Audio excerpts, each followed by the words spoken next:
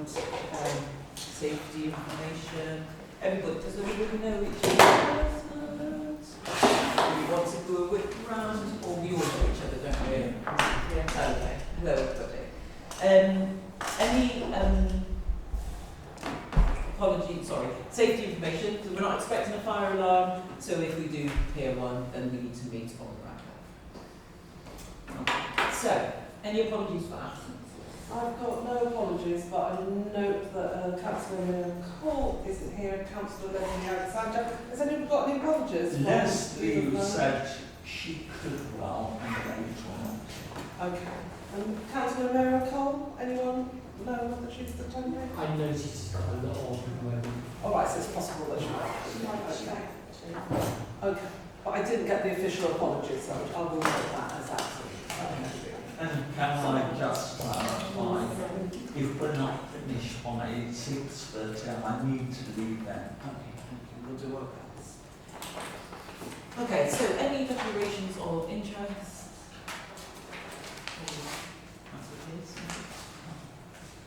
Any declarations of interest? I wonder if Councillor Pearce has got to declare that your dual role or not?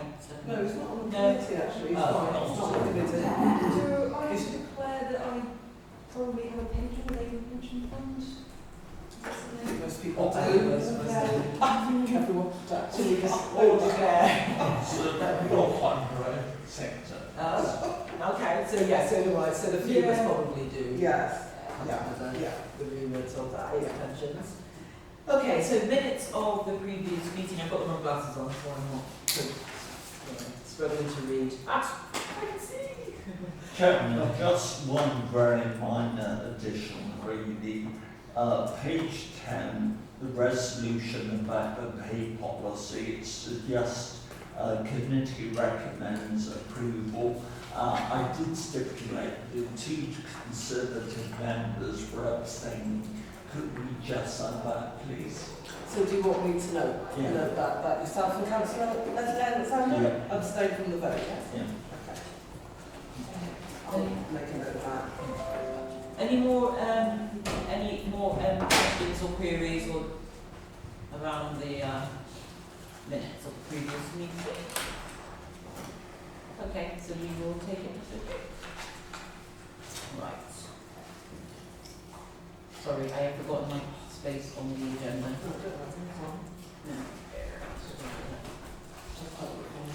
Right, so I will now move on to public forum. Do we do not have any questions that hasn't already been addressed?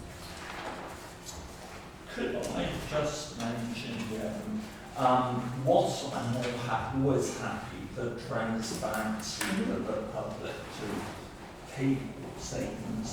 The actual forum statement that we had doesn't relate to the terms of this committee. So I think it should more appropriately go towards them.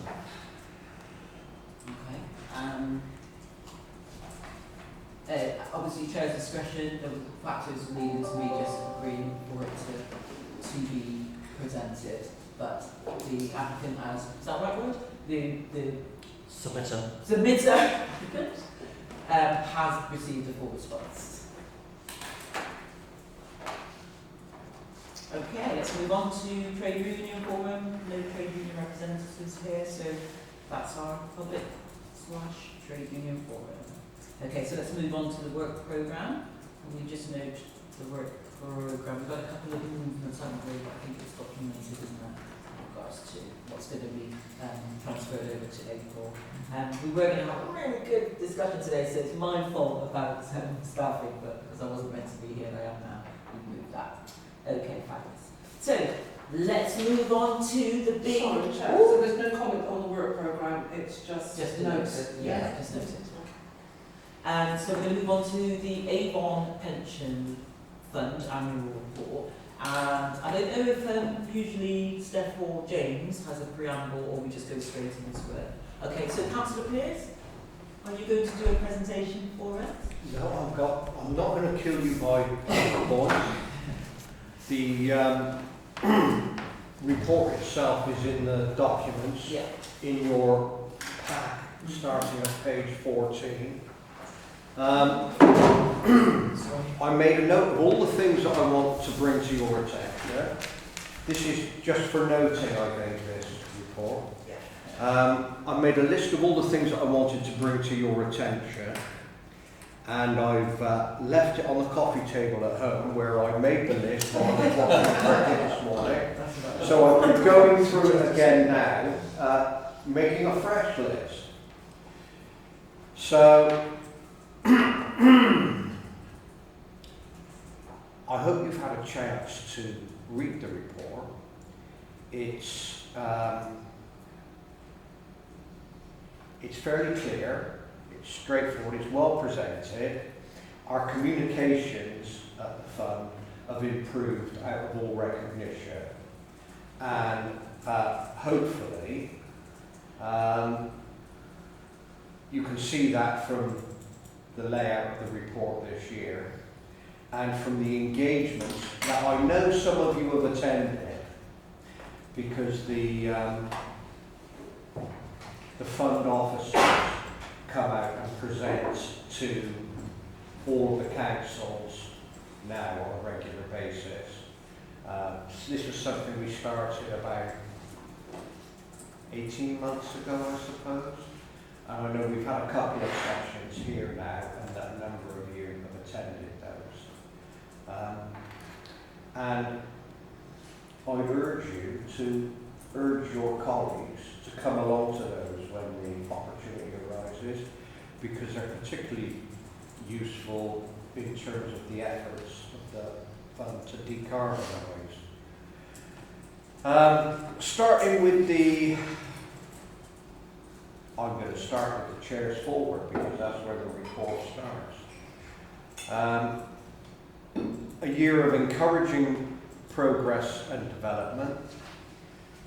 97% funding level now, so very nearly fully funded. And that's enabled us to maintain some stability in employers' contributions, because with any pension fund, what the employer most wants to know is how much he's going to be asked to fork across every year. So that stability is something that any pension fund will try to achieve, because stability for the employer is what guarantees the fund going forward. And we've also, in April 23, funded a 10.1% rise in pensions. The investment review is ongoing. Phase 1, setting out appropriate asset mix, is complete. As is always the case, administration is challenging, and local authorities, we're our own worst enemy in this regard, because it's very difficult to compete in an environment such as Bristol to attract good quality administrators, because they can earn a lot more in the private sector. So, and this is a plea to the HR committee here, it's a difficult line for you to tread, I know, but your desire to keep control of wage costs is at odds with the ability to attract high quality staff. And that's particularly evident in pensions administrators.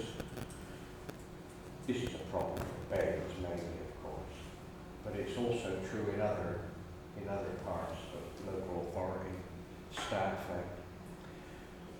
We've appointed a new head of pensions in Nick Dixon, very high quality, very impressive individual with lots of experience. The fund's value on the 31st of March was 5.4 billion. A robust financial position of 97% funding. The only new investment agreed in the year was a 3% allocation to local impact portfolios. expected to deliver positive social and environmental impact primarily in the southwest region, which will be implemented over the period of 2024 to 2026. That 3% allocation is a bit over £150 million, which will take a while to deploy. APF supports active engagement with the companies it invests in, and engagement is undertaken through Federated Hermes, the voting and engagement advisor to Brunel Pension Partnership. APF participates in several industry initiatives. These aim to improve disclosures, such as reporting on carbon metrics, and build meaningful engagement with companies. Two key initiatives are Climate Action 100 Plus and the Institutional Investors Group on Climate Change. In 2022, the fund achieved a 49% reduction in the carbon intensity of its equities versus the 2019 baseline. The fund currently has a target to become net zero by 2050. There's a graphic later in the report, which I will try to find now. On page 60 in your pack, demonstrates the current carbon footprint of the fund, and you can see from that graphic that we're well ahead of where we thought we'd be. Though that's not an excuse to take foot off the gas, because the last bit, I hoped somebody would get it. It's the last little bit that's always the most difficult to deliver, but we're well ahead of schedule now, so that's grand. Asset allocation by mandate is in a pie chart on page 57 of your pack, and that information is tabulated on page 56. The admin section of the report starts on page 37. And whilst and I go on about this every year, this is part of the problem that we have, because we can't recruit, we can't compete effectively for the best administrators. Bristol is quite a hub for pensions administration and support. Avon Pension Fund is always going to, while maintaining current salary levels, is always going to struggle to compete with the private sector administrators. Whilst we achieve all of our statutory requirements as regards pension administration,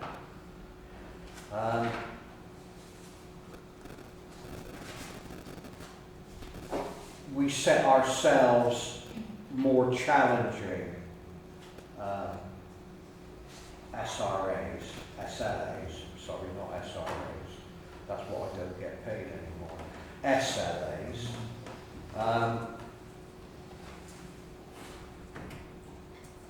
We set ourselves more stringent SLAs, and we struggle to achieve some of those. But the really important ones, which as a pension fund member, I'm sure you'll recognise, are dealing with death in service and granting of new pensions. Those that are really, there are points of concern for any member. Those we do hit, but we do struggle on occasion with some of the administration targets that we've set ourselves. We're using more digital technology now. This will make the role of running the fund a bit easier. Though of course it's going to be challenging for anyone that isn't digitally engaged at home.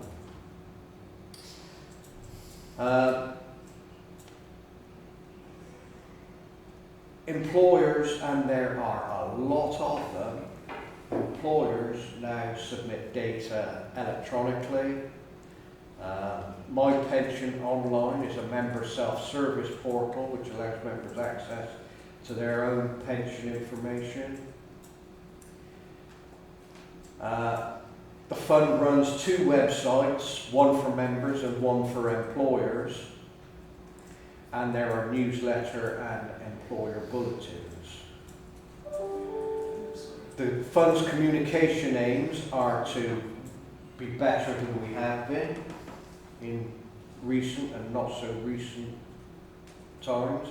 Use plain language, avoid jargon.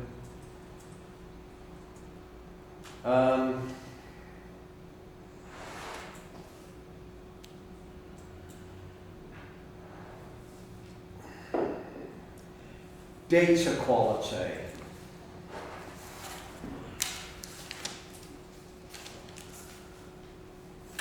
You've all heard the expression garbage in, garbage out. If you haven't got good data of your members and your employers, that's going to restrict the level of service that you're able to provide.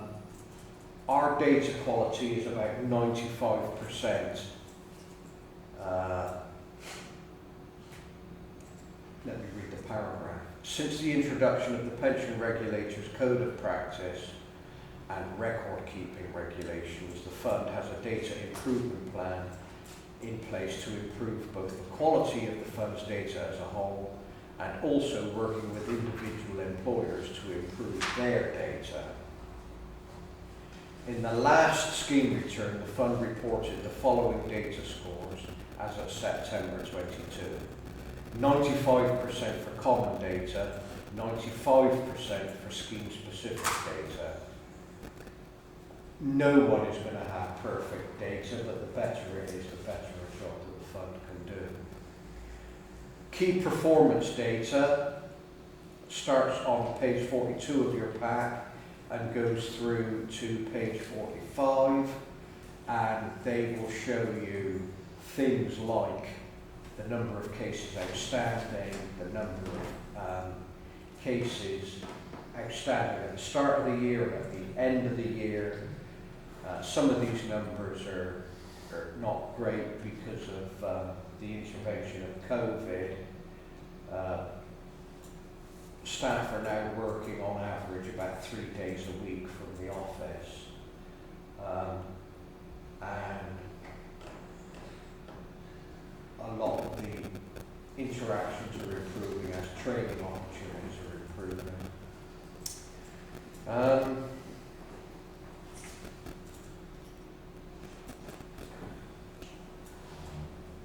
The fund joined the Brunel pool at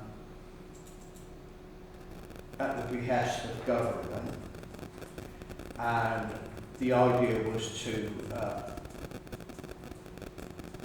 have better control over costs and to make savings. And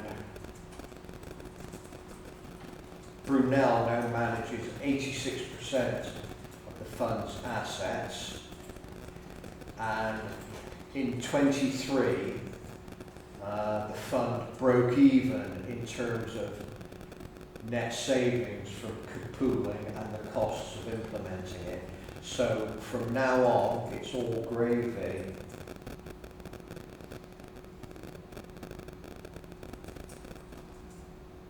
In 2017, the business case for joining the pool was estimated at potential fee savings of £73 million over a 20-year period, so that's until 2036 for the fund.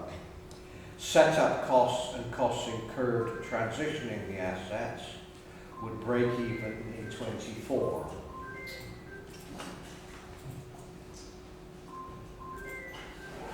Steve, can I ask you how long you think you've got left for your presentation? I'm nearly done. Okay, fabulous, because obviously members would like to... I'm nearly done. Excellent, thank you. Page 50 of your pack gives you the table of the costs and savings made. So you can see how the pool's worked out. Investment period, the investment section of the report starts on page 51, and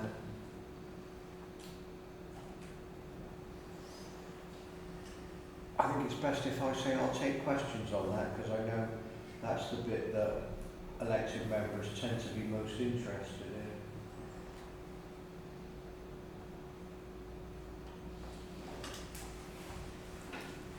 Again, there are graphics, page 50, table on page 56, chart on page 57, as I said earlier. We're a signatory of the UK Stewardship Code. Climate change, I've already pointed you at page 60 for the fact that we're ahead of schedule. Hit me with your questions. Thank you, Councillor Pearce. Okay, so I've got at least one hand up so far, so if you'd like to... I've got 2 points for Councillor Pearson. One for the others is based upon your presentation, Steve. First of all, many thanks for being so informative. When you mentioned you left your notes in your kitchen, I wonder whether it was that 22nd century picture kitchen you have as a wallpaper on your Teams calls, but anyway, that doesn't matter. The first point is one can't fail to actually notice the financial structure of the fund, which you made a reference to. And that's particularly gratifying, bearing in mind that actually the progress which has been made on climate change. And certainly I'm of the view, which you expanded the other year, that we need to walk before we can run. And actually the trustees and the fund managers are keen to actually progress this matter, but just disinvesting isn't a solution in itself.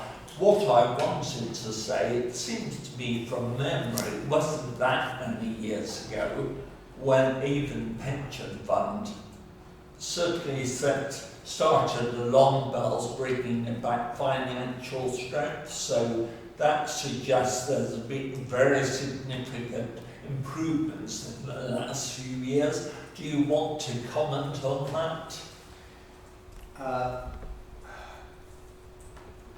You know, because I've said on many occasions, even in the chamber, that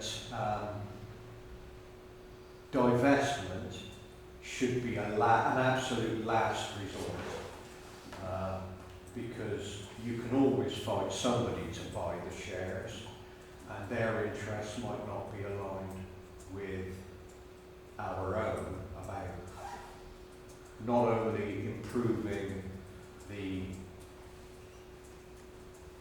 carbon footprint of our own investments, the investments that we hold, but of the entire economy, because our investments operate in the whole economy.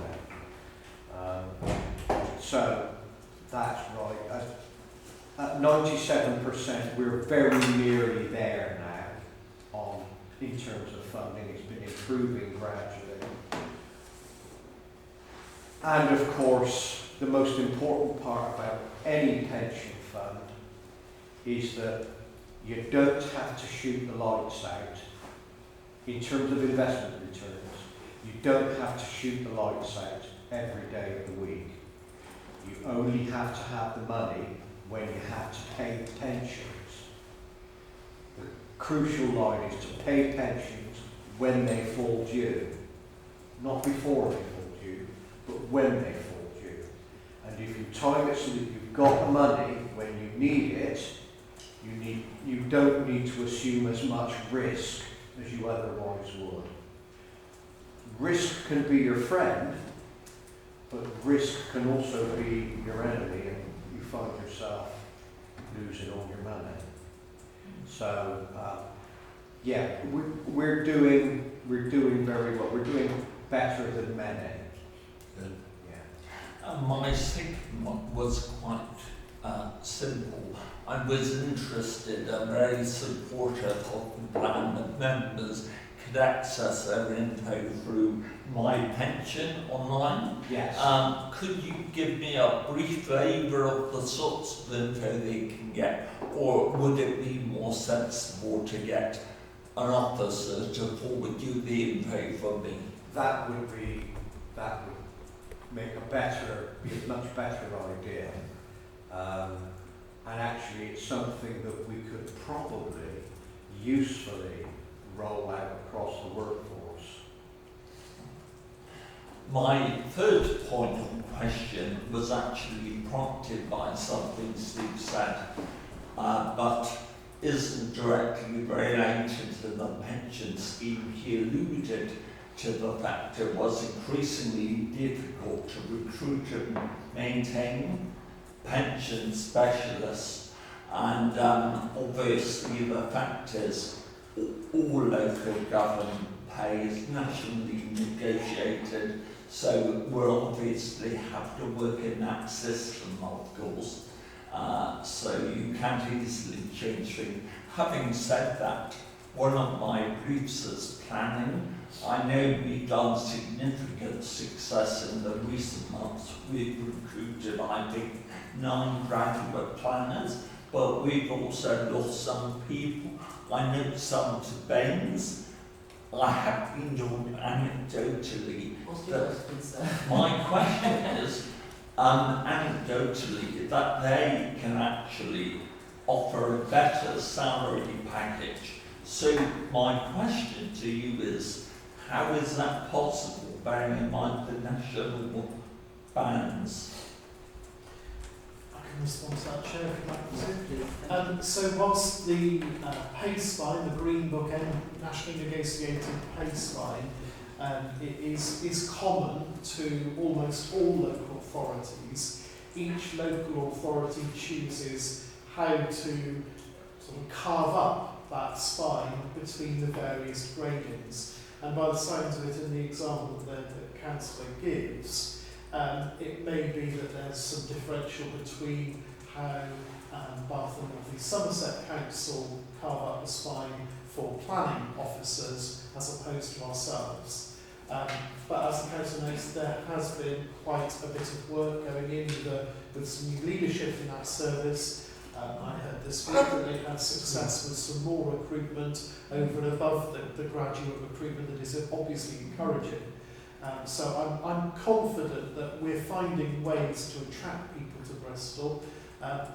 Sometimes these things are horses for courses, and the cut and thrust of a city council can be different in planning terms to perhaps a more varied workload in a sort of part city, part rural authority areas such as Bain. So I think there is pay as an element. Our findings normally are they become more of an element when other aspects of the employment relationship are not perhaps as in sync as they could be. That's fine.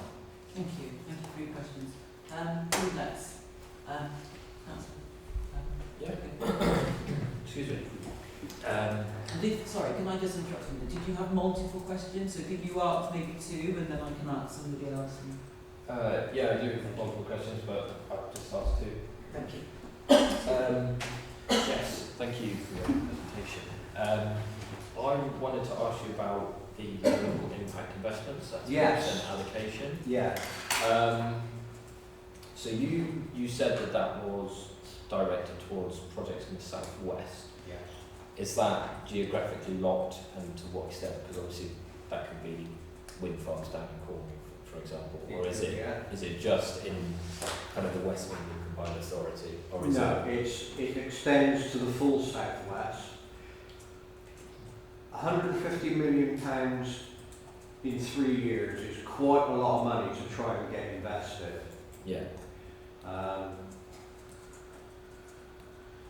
And the fund is using 2 delivery vehicles for doing that.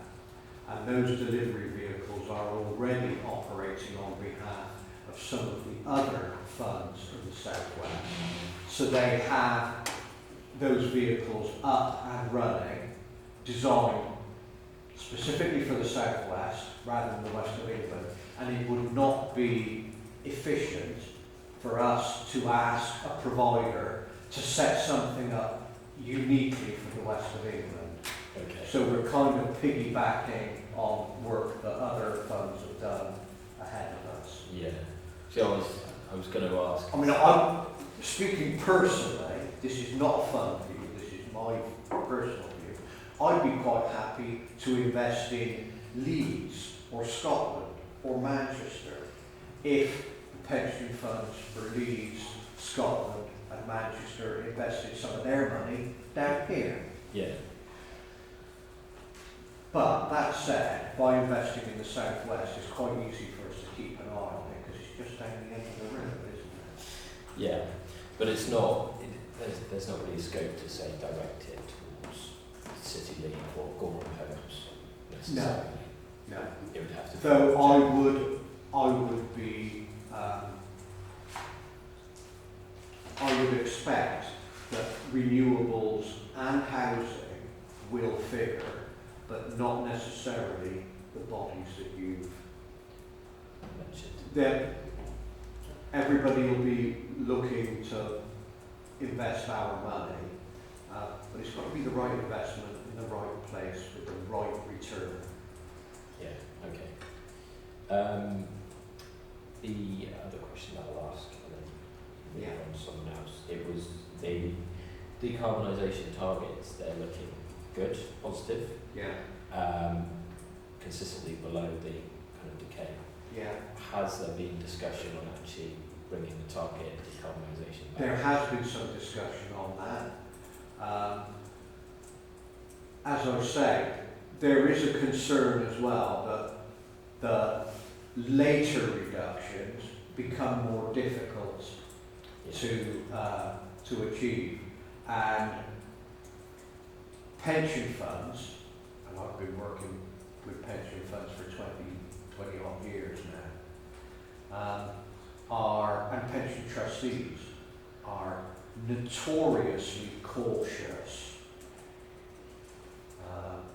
And the last thing a pension fund trustee would want to do is offer up a hostage to fortune. You're unlikely to find a pension fund trustee who will say, "Oh, we're years ahead of schedule. Let's bring the target forward," because you never know when that might turn around and bite you on the butt. Yeah. We're very happy that we're ahead of schedule, and we will try to maintain the pressure. But when it comes to offering up a guarantee, look, I'm not standing again in May, so you can grill somebody else next year. Thank you. But yeah, we're not going to offer up a hostage to fortune like that, I don't think. Okay. Thank you. But rest assured, we will push hard. Yeah. Okay. Tim. Okay, so my question goes back to disinvestment. I know I'm not questioning your opinion on that, Steve, but one of the big things was it was better to keep investing in these very carbon-heavy industries so you can have a voice in the decision making. I'm afraid I've read the report and I see nothing in there which shows how the pension fund has used its voice to influence these companies, either through its share voters, vote for as a shareholder. But I would like to them to demonstrate positively in the report that they have made a difference by keeping on investing in these carbon heavy That will need another appendix.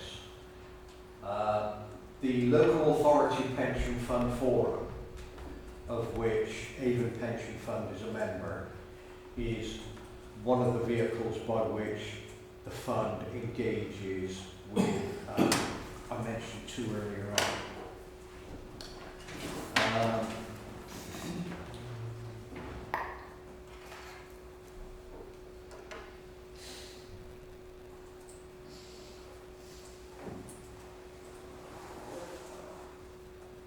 I'll take it. The stewardship code and the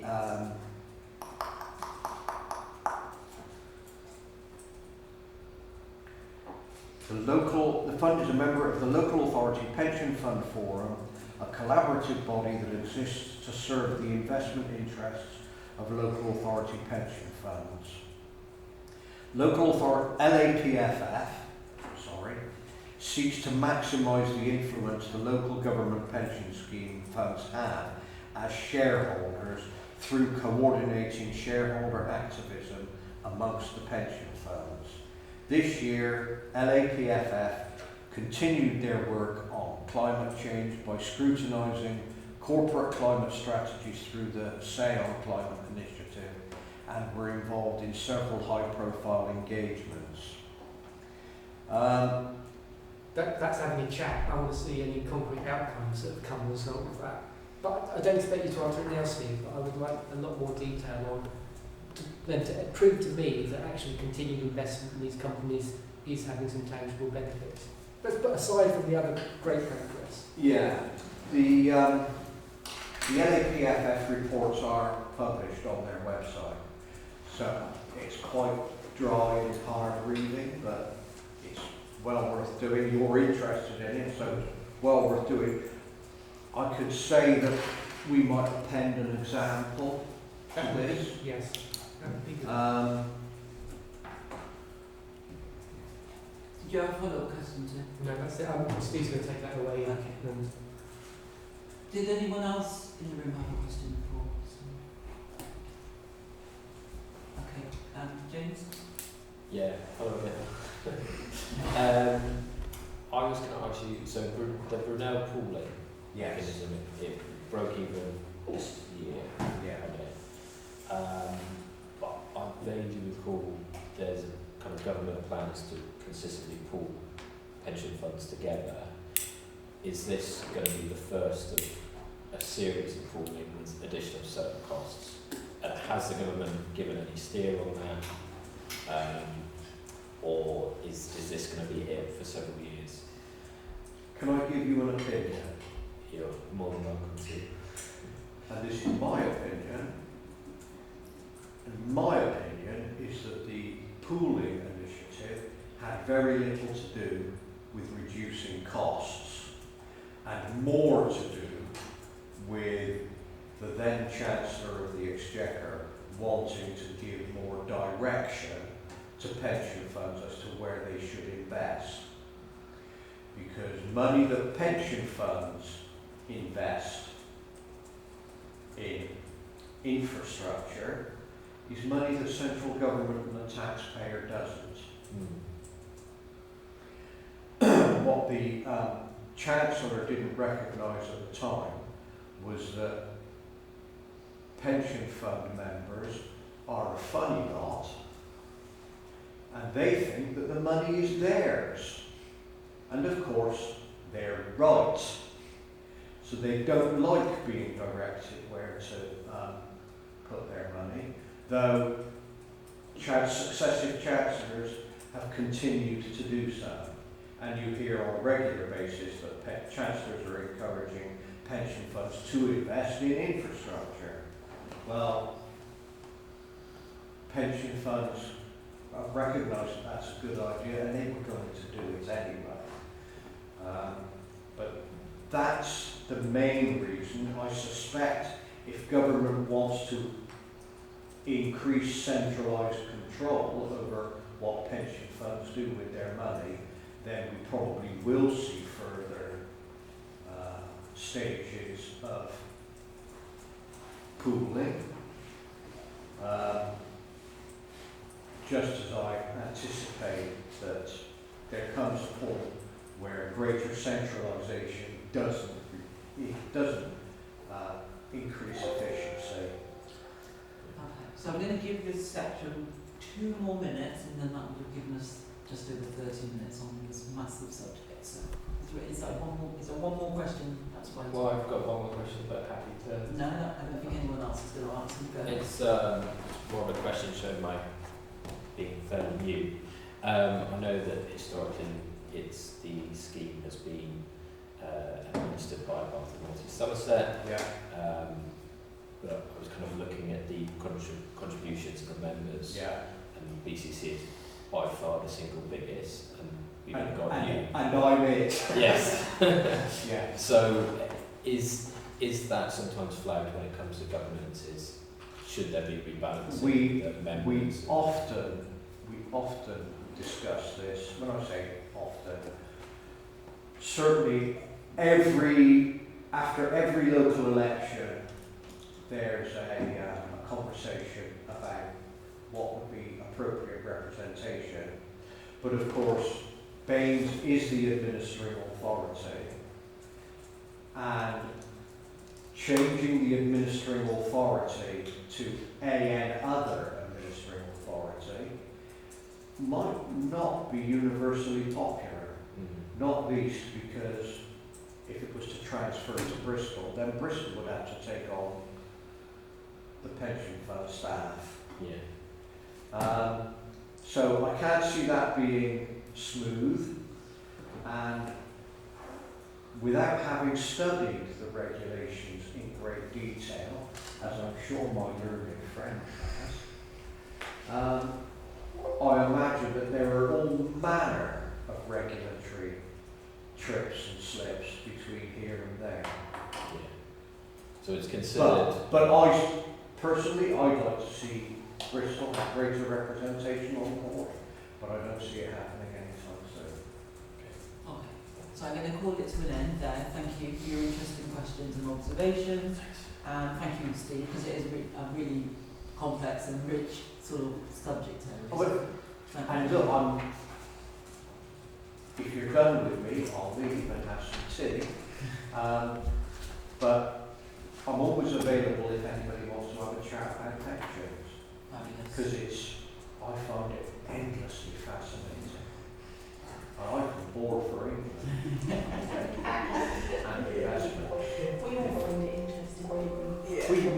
Well, Speak for yourself. the new joiners will find it less interesting. New councillors will find it less interesting because since my Lord Pickles took a view on this, councillors don't get a pension anymore. Okay. So on that note, But Richard and I, we're laughing. thank you, Steve. And do feel free to join us or go. I don't mind. You can stay. Okay, so we're going to move. Do we want a 30-second stretch, or are we ready to just crack on? Yeah, we'll carry on then. So the next section is employee travel policy monitoring updates. Is it Mike to reading, or is it James? It's me again, I'm afraid, Madam Okay, Chair. that's all right. So how long do you think you need? I can certainly confine my comments to a few key points. The background to this item, Chair, is that we had discussions back in 2022 as a committee around introducing a new travel policy for council staff.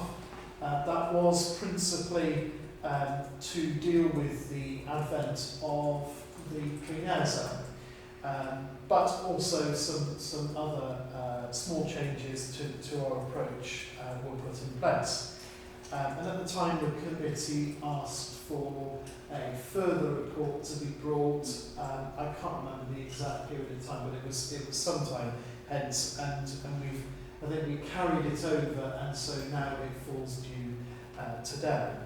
I recognise that the report is a fairly short explanation of where we have reached.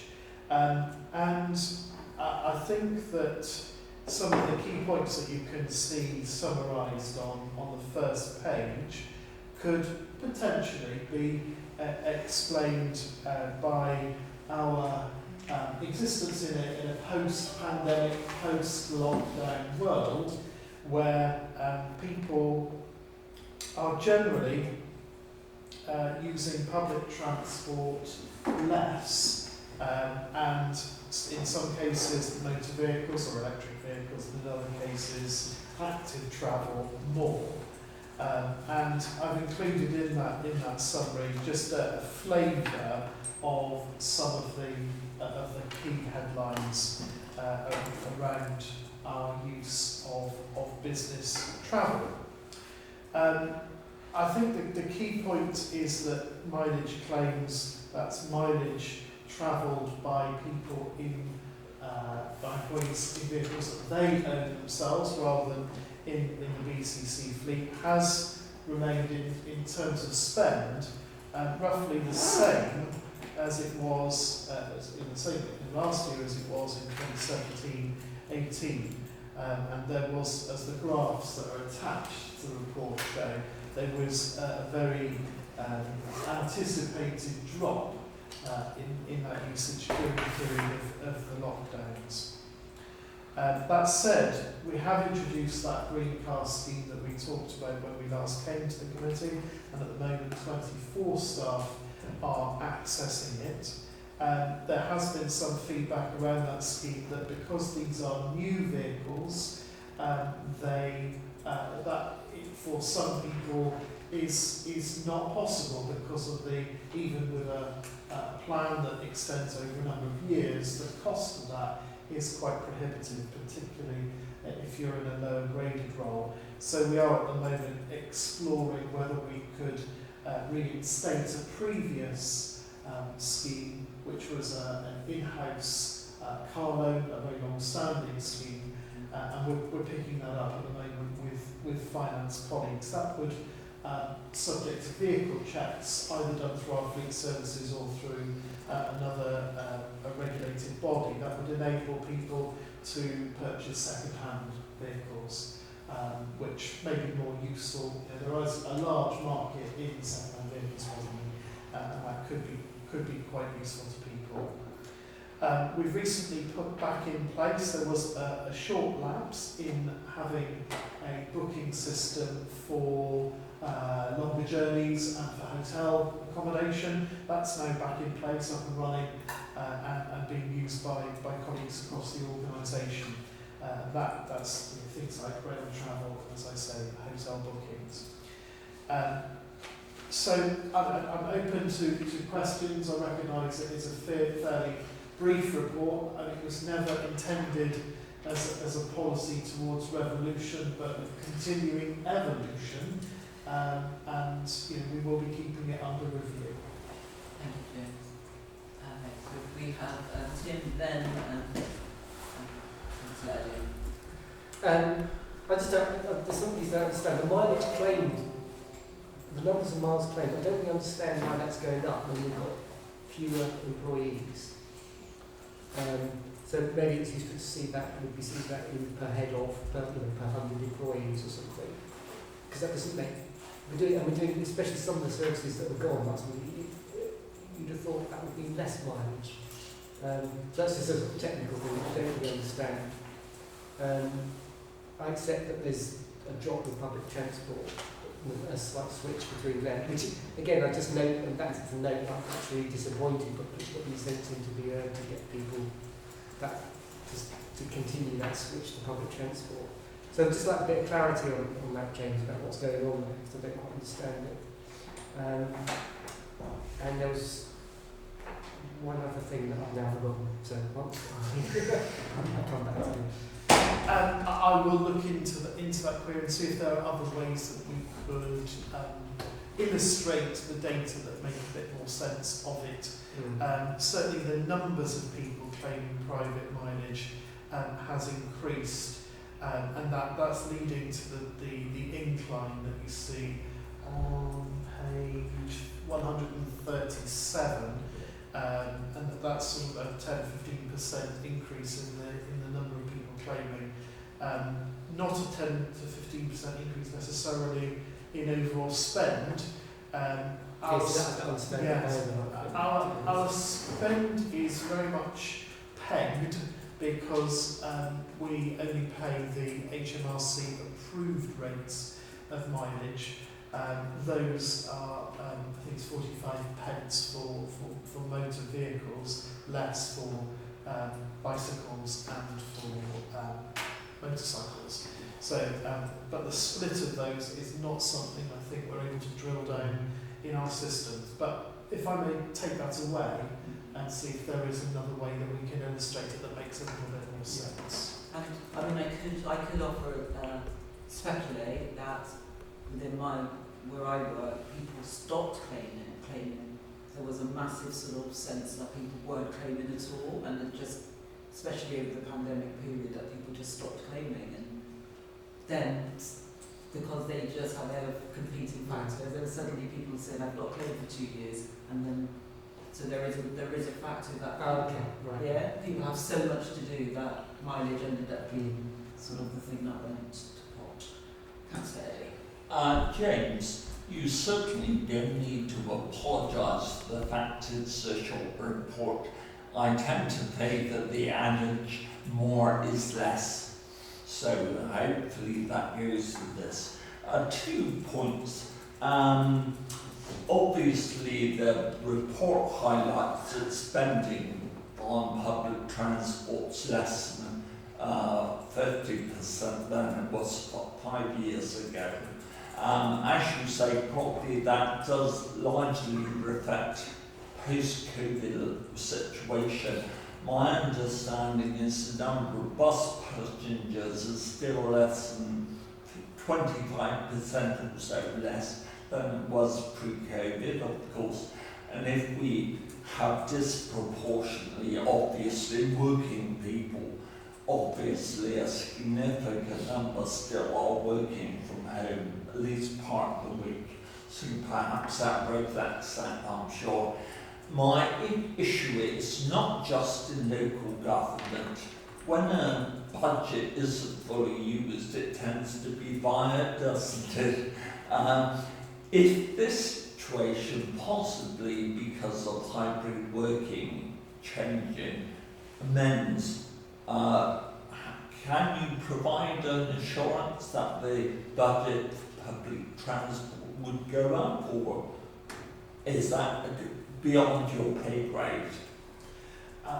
It's certainly beyond my pay grade, Chair, to provide an assurance. The way that employee travel budgets currently sort of disparately placed, I mean, each budget has a variable provision for mileage, public transport, etc.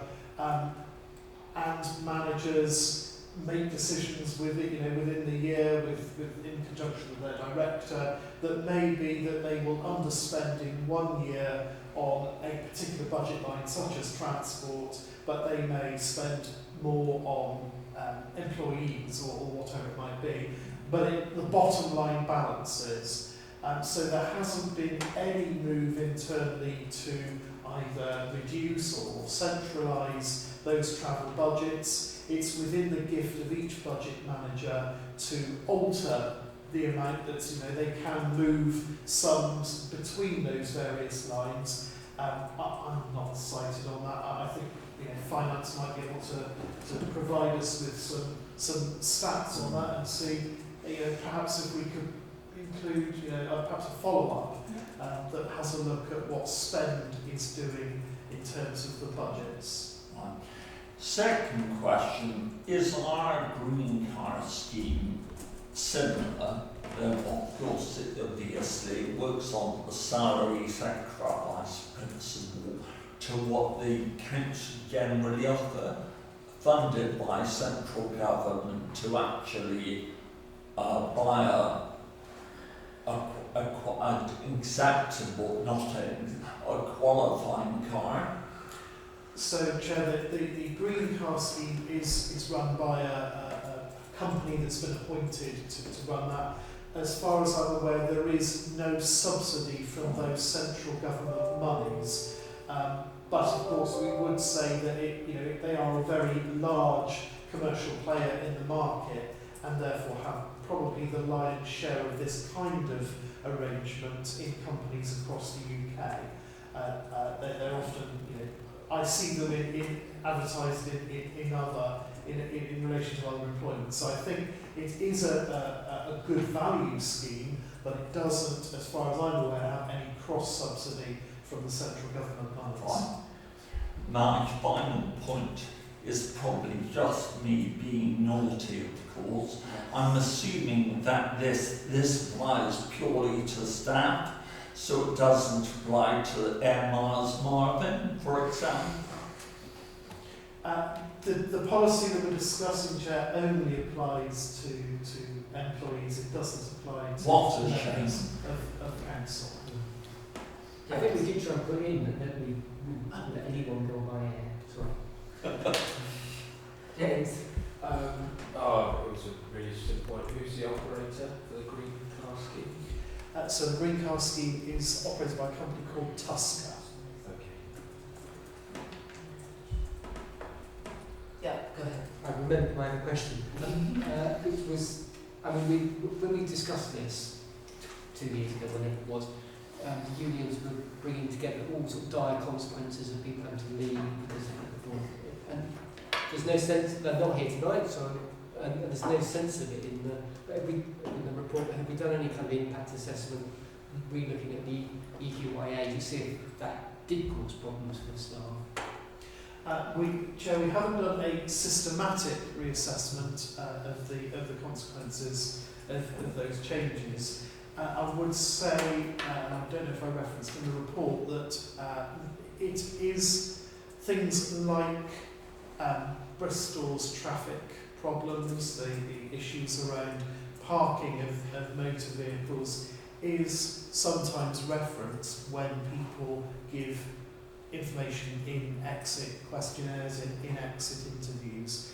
It's not referenced as the key motivating reason why people no longer wish to work for Bristol City Council. It's one of a range of factors that can come up, and it's part of what I think I put in here around the conversations that I'm having to see if there are ways that we can make certainly parking, the administration of parking, less cumbersome than it is currently, recognising that in a cost of living situation, sometimes it can be a struggle for low-paid workers to shell out on parking fees, yet they can then claim them back, of course, through the expenses system, but they're waiting then a period of weeks for that money to be repaid to them. So we are exploring with parking services what we might be able to put in place there. That's really helpful. But as far as we know, there's not on any particular groups of individuals, there's not significant impact.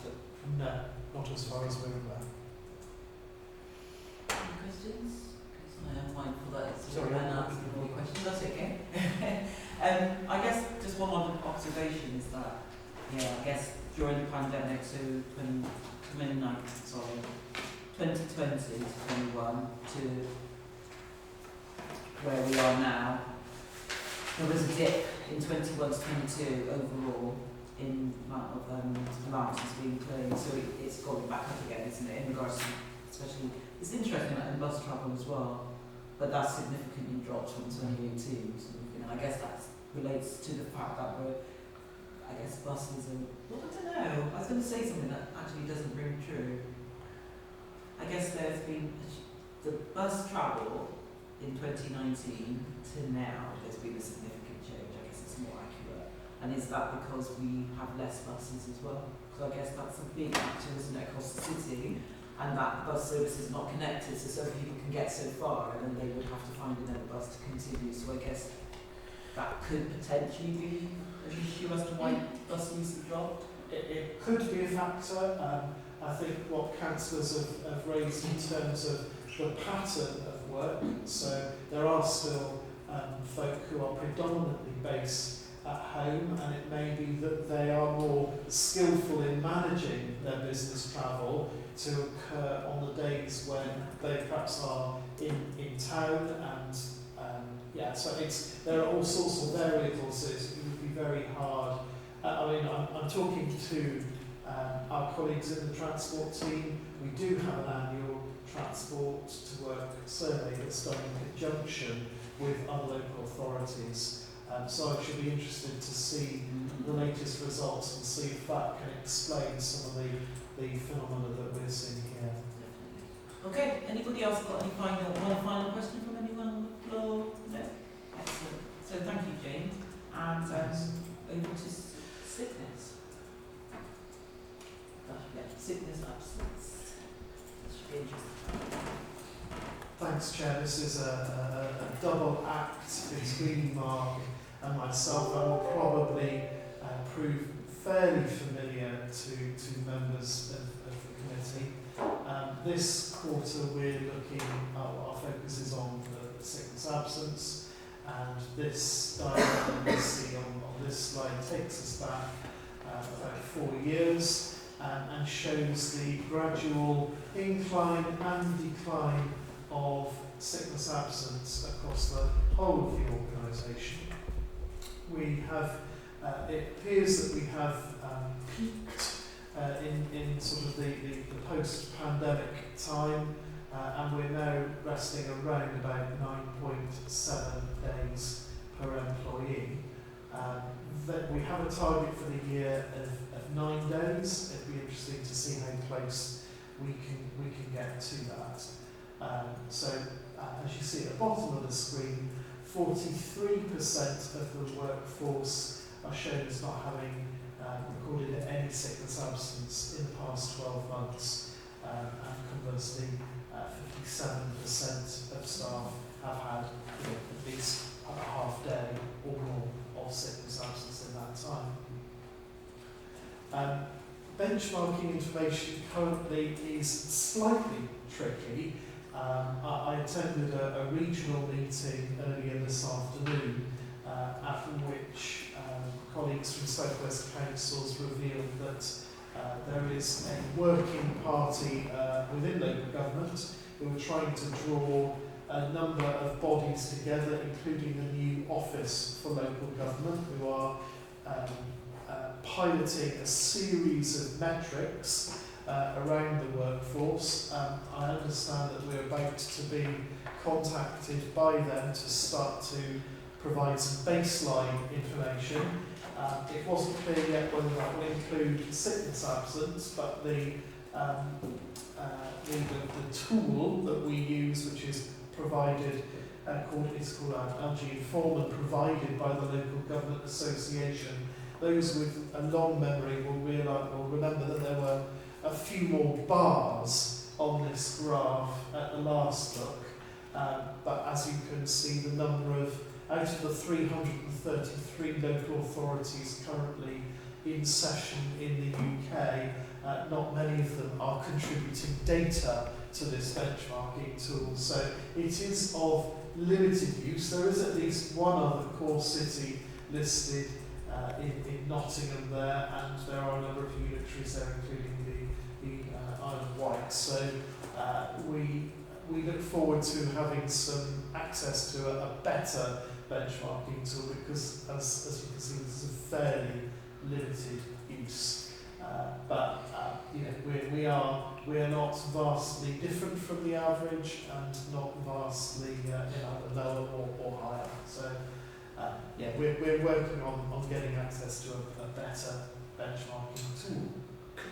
Sorry to interrupt, could I just ask, I would have thought the government, this was something they'd be interested in making it mandatory for local authorities to give this, share this information. It certainly used to be, Chair, back in the halcyon days of best value performance indicators, things like sickness absence and the racial diversity of the organisation and the diversity of the top team and the turnover of the organisation were all things that government required all local authorities to provide, and were used in the Audit Commission assessments of how well or not that authority was discharging its duties and responsibilities. At the moment, it appears that the Office for Local Government will be focusing more on a voluntary basis, but I suppose that it could be that any incoming national government may have a different take on that. Can I remind everyone to go through chair, please? And if I've got my back to you, just throw something at me and I'll turn around. Okay, do you want to continue, James? Thanks very much, Chair.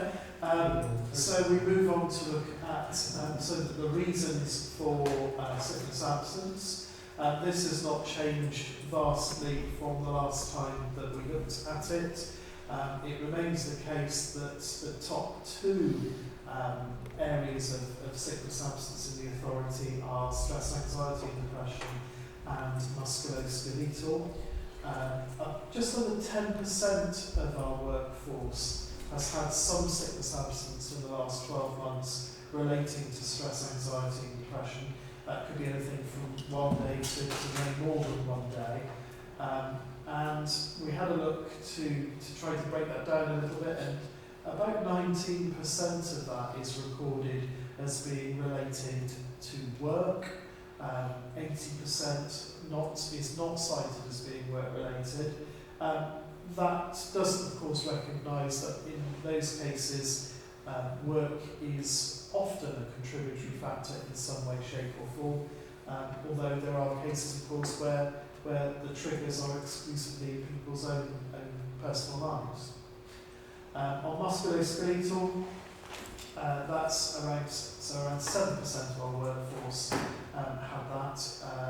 There were 30% recorded as work-related, 70% as not work-related. And I think it's fair to say that the majority of the absence, certainly around musculoskeletal, occurs in the jobs that require more physical input, such as jobs in some jobs in adult social care, where there is, I think, sections such as reablement do see quite a lot of this type of sickness. Long-term absence is, as you can see from the graph, it is following a similar trend to overall sickness absence, in that it has had something of a peak in 22-23 and is now on a significant decline. Just under 10% of the workforce had some form of long-term absence in the last 12 months. 36% of that was around stress, anxiety and depression. And staff aged over 50 are more likely to experience periods of long-term sickness absence.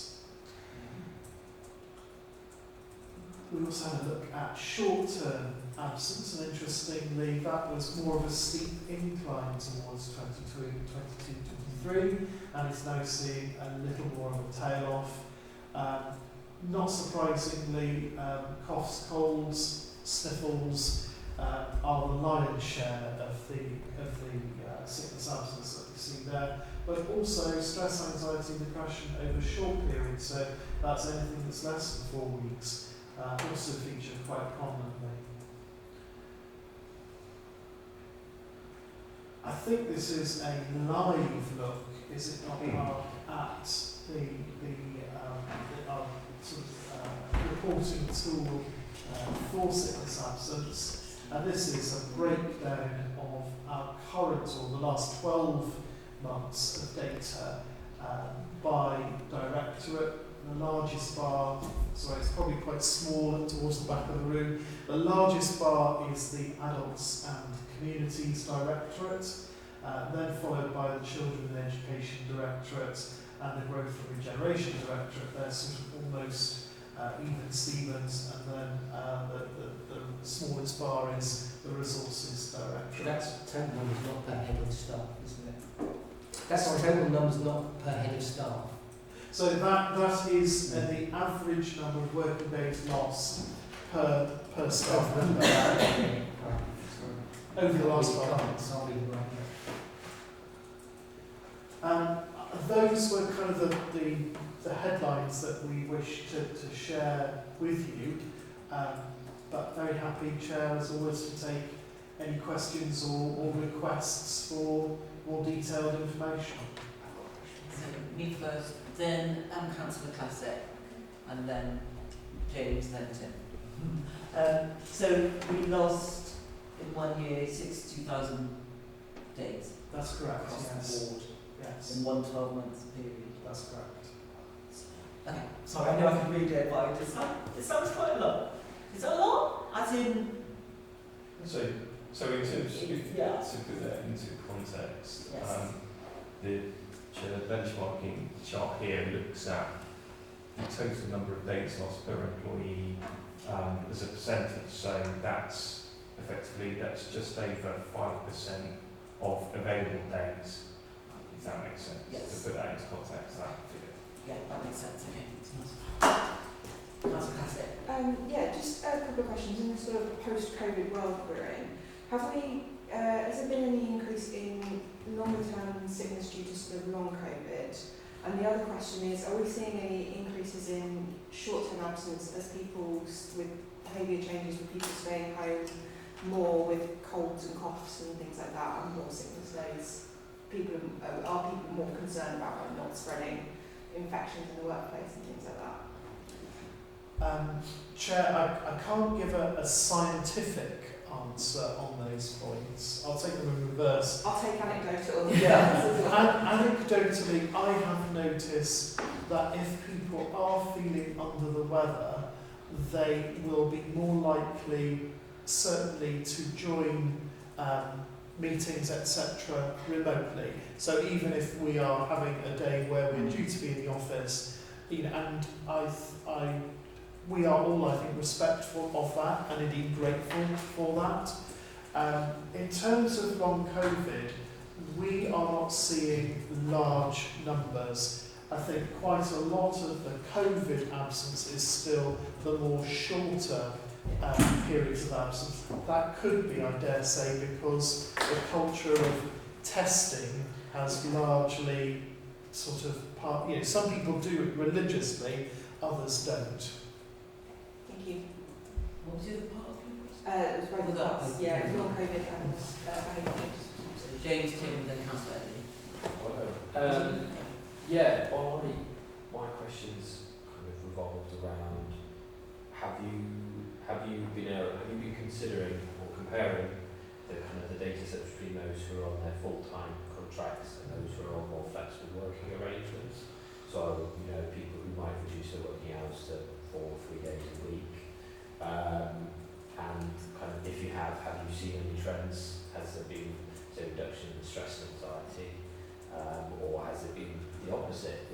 Have you kind of looked into that difference between those who are on a full-time contract and more part-time contract? The short answer, Chair, I fear, is no.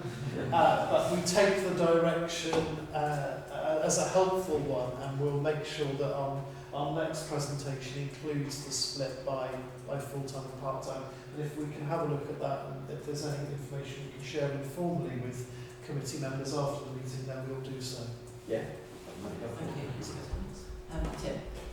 Just relating this to health and safety, is there any indications that we've got loads and loads of visual notifications or anything that would suggest any lapses in our responsibilities as an employer in causing sickness?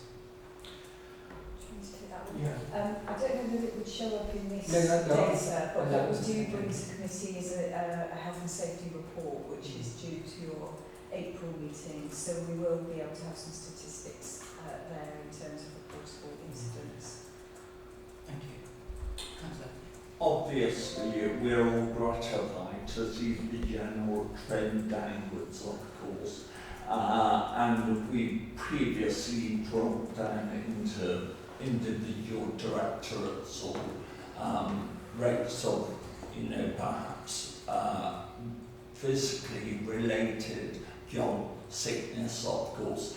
What I'm interested in, and perhaps James could actually respond, and if rather than Mark can show it on the interactive, are there any individual directorates within executive directorates which are going the opposite way, i.e. is the trend actually going up? Good question. I think that there are certainly some areas of the council where sickness is a persistent problem. So I would say reablement is probably top of the list, probably closely followed by areas in the housing department. I would say those are probably the two standout areas of sickness absence. Mark's diagram shows. So, yeah, it's James putting out there, that's reablement. Yeah. So there, in terms of working days lost, then that's one of our highest.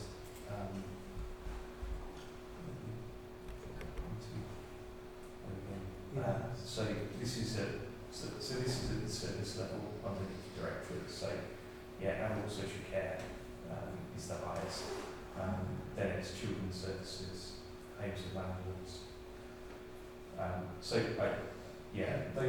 Any of those services that are above that average working days lost within the council, that would be where we would be focusing our efforts in terms of looking to take proactive measures from our consultancy teams. And that's the interactive where you can draw down is so much better than several years ago.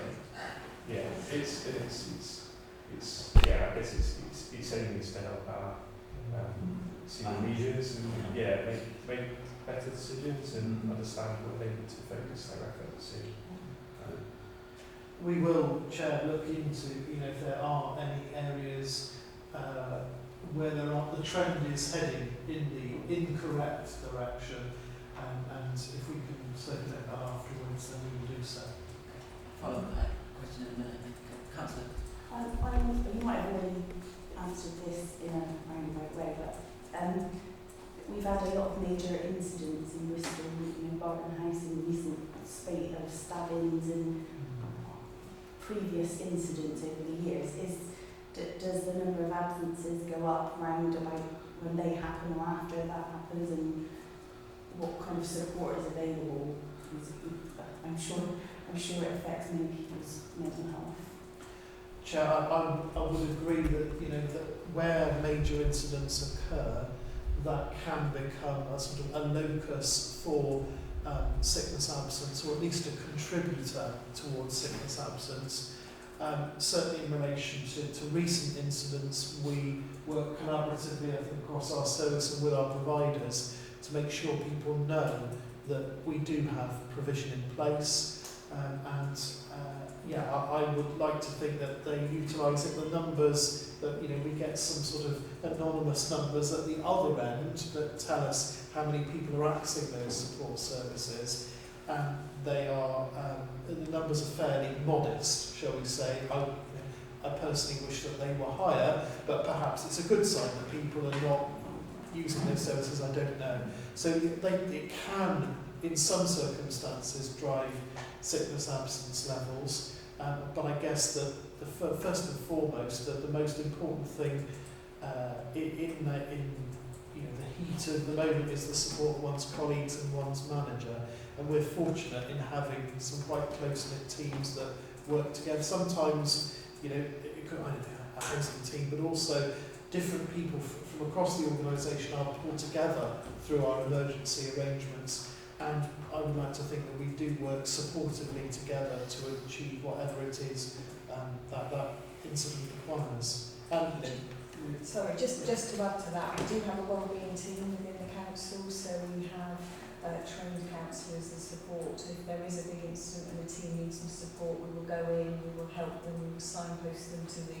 types of support that James has just outlined. We also have a 24/7 employee assistance helpline that has specialist support. So we will always make sure we go in and support if there's been a big incident or somewhere where we think people might need that bit more help. I've got a question.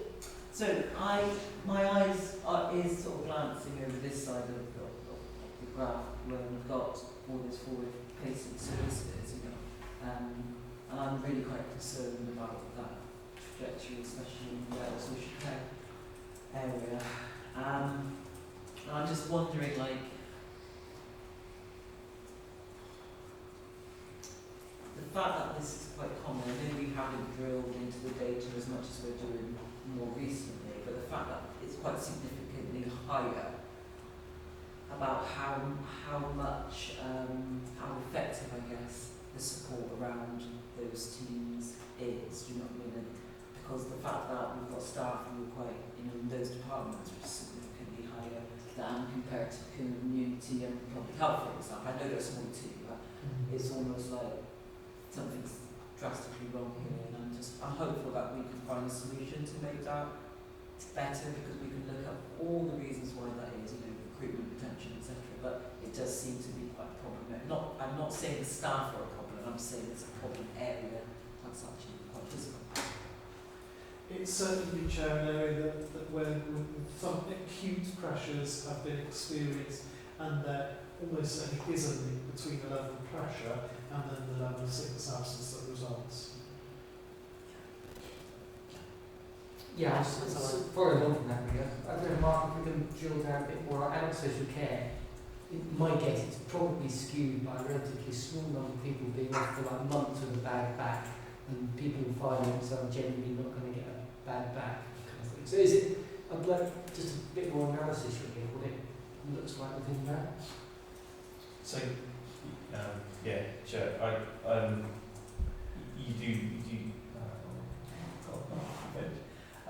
We do find so those long-term musculoskeletal cases are higher. Number of sickness absence cases within adult social care, particularly services like reablement, as James mentioned, where they're physically active, demanding roles. It might be for months as opposed to in finance. It's a cold, coughs and colds, broadly speaking. With a very small screen. So. But yeah, we can provide some a little bit, further detail around the absence reasons within those teams. Any more questions? As usual, very interesting. I always find that it's actually very interesting, so thank you so much for presenting that. Okay, so we're going to move into our last area, which is recruitment and new aspects. Yeah, thank you. I just wanted to give the committee a verbal update on a couple of chief officer recruitment arrangements. So this is an item for noting. Firstly, Director of Finance. Committee may be aware that our current Director of Finance is leaving us at the end of next month.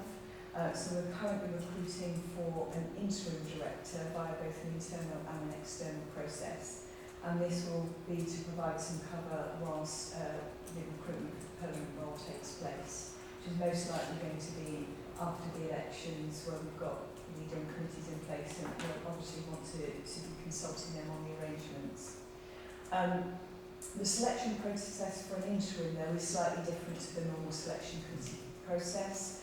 So it's a smaller panel that will be made up of the Chief Exec, Cabinet Lead, HR colleague, but also a member of HR committee. So it's just to alert you that we will be in touch soon to identify a member to join that panel. Obviously, the Director of Finance has a statutory role as a Section 151 officer. So any appointment that we make on an interim or permanent basis will obviously be subject to full council approval. So a report will be coming forward to full council for that. Also, just in relation to the Director of Housing and Landlord Service, so the current Director's contract has come to an end. We have been advertising for a permanent role.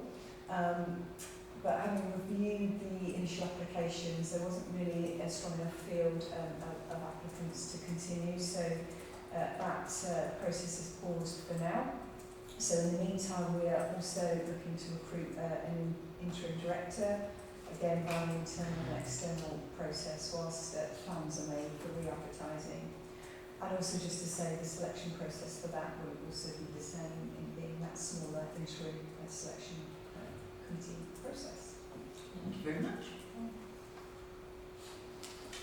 Okay, so on that note, I guess we can formally bring the session to an end, and it is 27 minutes past. Thank you very much.